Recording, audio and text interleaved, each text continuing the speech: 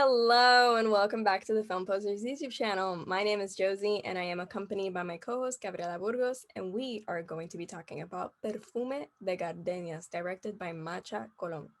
And this film had its premiere at the Tribeca Film Festival, which we are covering. The Tribeca Film Festival takes place in New York and it runs from June 9th to June 20th. And currently it is hybrid. It is one of the first festivals during the pandemic that is doing a hybrid premiere. We, of course, have virtual press access because we are currently in Puerto Rico, which is very fitting because Macha Colon is a Puerto Rican director and she is also the writer of the film. And yeah, take us away, Gabriela. Okay, so Perfume de Gardenias follows Isabel, whom after the death of her husband, she is enlisted by the gossip girls of her neighborhood to help them plan and create unique funerals.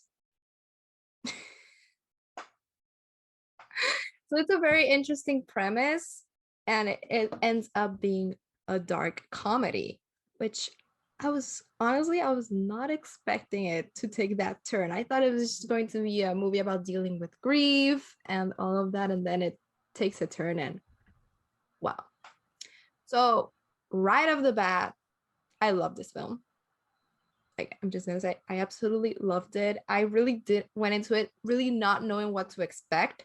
It was just like, hey, it's a Boricua film, a Boricua director. Sign me up. Of course, I'm gonna support the fellow Boris, especially, premiere at Tribeca. Come on, gotta support it. So we were lucky enough to receive a screener for this film, and yes, absolutely loved it. Josie, what are your thoughts? Yes, I think one of my favorite parts of this film is how it delves into different styles and it does have an experimental feel. And it's the way everything is very gradual. It starts with one thing and then by the end you're like, what? So I really enjoyed that because it does take a turn, but it doesn't feel out of left field. Mhm. It it does take you by surprise, but it also feels appropriate to the story. Like everything was laid out and set up um very like clever. It was all very clever, and just the characters were really nice, especially Isabel.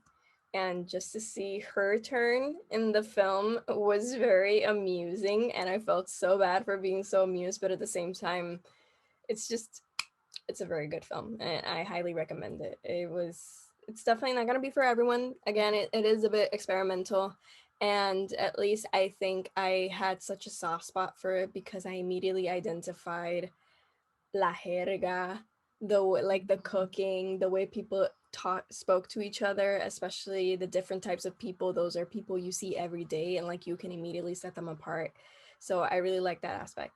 Yeah, it's for sure, a portrait of, Puerto Rican culture, because that's what we are exposed to every day. That's what we see every day. Those are the people that we meet.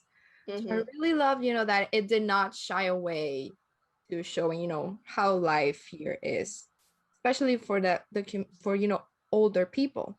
Because that, and I really love that the film focuses on older people instead of, younger people, because Yeah. those are mostly the types of films that we get here, younger generations and all that. But here's just a group of older women, and I really like their dynamic. I love how the characters were introduced, especially the whole, yelling from the gates at the neighbors. That's Yeah. just happens here all the time. And I also really like how in the background there were a lot of political messages of Yeah.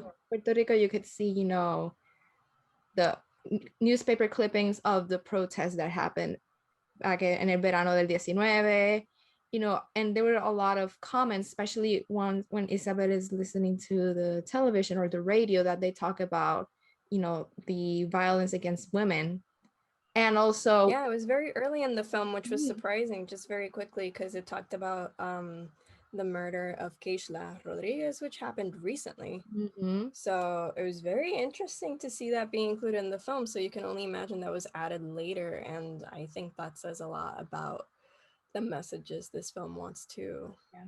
uplift and the attention it wants to bring to the current situation in Puerto Rico. Yeah, and also there was a near the end, there's like a poster, I think it was, that said, the people that died during Maria, which was also Mm-hmm. very interesting because again, that's something that, the outside of Puerto Rico, it is not acknowledged, the reality of Maria. The media in the US Mm-hmm. paint it as a completely different color than, and we know what happened. And so seeing that in a film, it Mm-hmm.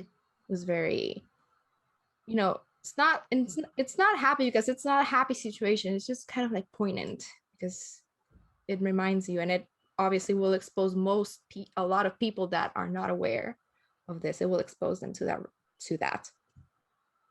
And also, I couldn't help but laugh because the funerals that they plan are very weird and out of the box, and that reminded me that at least here in Puerto Rico, a lot of funerals made the news because they one man asked to his funeral that he wanted to be like presented standing up, and then that created a trend here in Puerto Rico about like unusual funerals.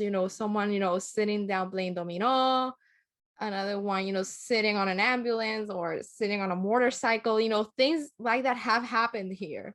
So seeing that presented on this film, it made me laugh because it's like, yeah, I wouldn't be surprised if when this film is more Puerto Rican people see this film, they're gonna be like, I'm gonna do that for my funeral. I want Yeah. my funeral, I want to be inside of a television. Yeah, especially the magical realism that was Mm. introduced. It was Yeah. very subtle and very nice. It was a nice touch. And I guess just the best way to put it is that Perfume de Gardenia just lives and breathes Puerto Rico. Mhm. So I think if anyone is going to appreciate this film, it's definitely Puerto Rican viewers and people that have Puerto Rican heritage. And yeah, I think it's a solid film por la cultura. La cultura. Yes, so far it's like one of my favorites out of the festival. Yeah, it was just a very unique film. I hadn't seen a film like this, so it's very unique. So I really love this film, and hopefully it will be available for more people to see, especially la cultura, los boricuas. Los boricuas necesitan ver esta película. Mm-hmm. So hopefully soon. Sí, no, especialmente porque la película se siente mucho como what we've been seeing recently, Mhm. como Antes que cante el gallo y Mhm. Extraterrestre. So it definitely feels like that new rebirth of Puerto Rican cinema. So it gives me hope. Um, yeah, I recommend it. I Yes, liked it. I loved it. Yeah, loved it. Can't wait to see it again. Yeah. So where can they find you, Gabriela? So you can find me on Twitter at Gabby_Burgos27 and on Letterboxd at Gabby Cristina. And you, Josie? And you can find me at the Josie Marie on Twitter and Letterboxd. You can find film posters basically everywhere: Twitter, Instagram, YouTube, TikTok, Facebook, etc.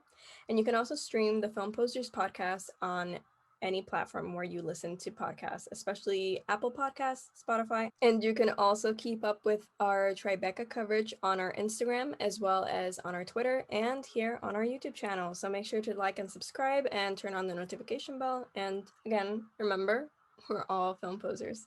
Bye. Bye.